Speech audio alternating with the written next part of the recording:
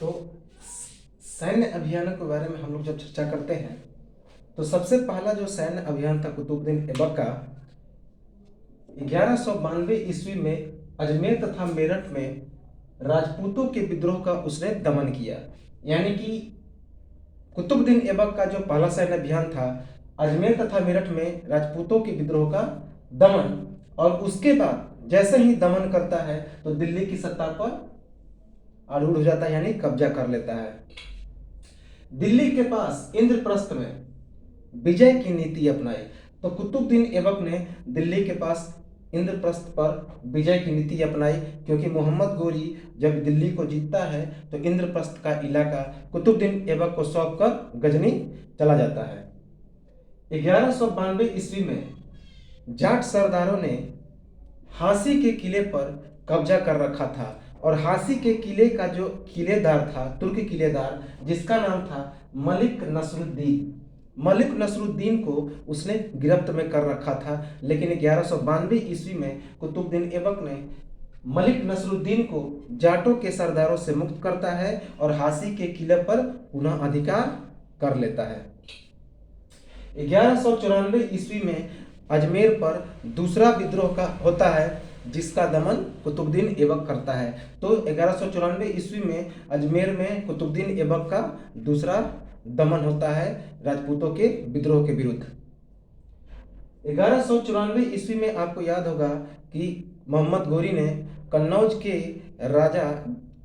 के शासक, जो गढ़वाल शासक था जिसका नाम था राजा जयचंद, उसको चंदावर के युद्ध में पराजित करता है, जिसमें मोहम्मद गोरी का साथ कौन देता है?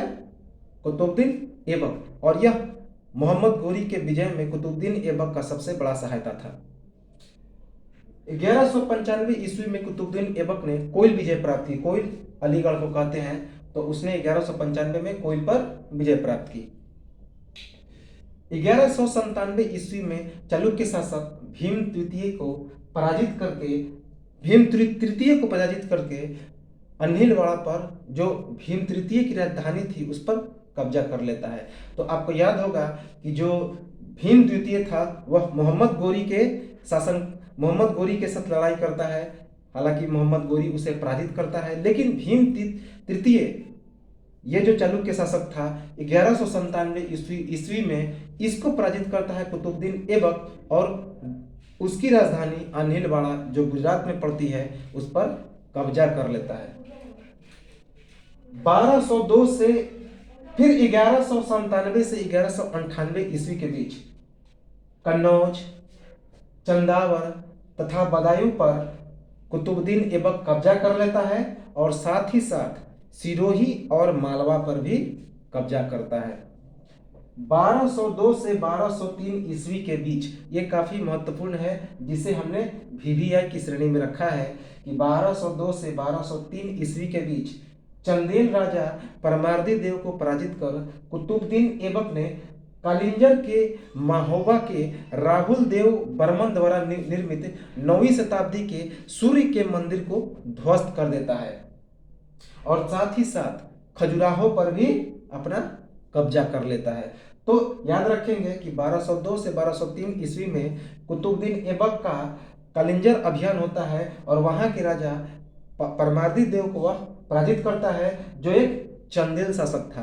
तथा महोबा, कालिंजर में एक महोबा पड़ता है, जहां पे एक बहुत विशाल सूर्य का मंदिर था, प्रसिद्ध एवं विशाल सूर्य मंदिर, उसको इसने ध्वस्त किया। और यह मंदिर किसके द्वारा निर्मित किया गया था? तो 9वीं शताब्दी में राहुल देव बर्मन के द्वारा। और ध्वस्त करने के बाद इसने खजुराहो पर भी कब्जा कर लिया। आपको पता होगा खजुराहो का मंदिर काफी प्रसिद्ध है। अब हम लोग कुछ चर्चा करते हैं इसके प्रारंभिक जीवन के बारे में, जो कि मेंस राइटिंग में आपकी काफी मदद करे।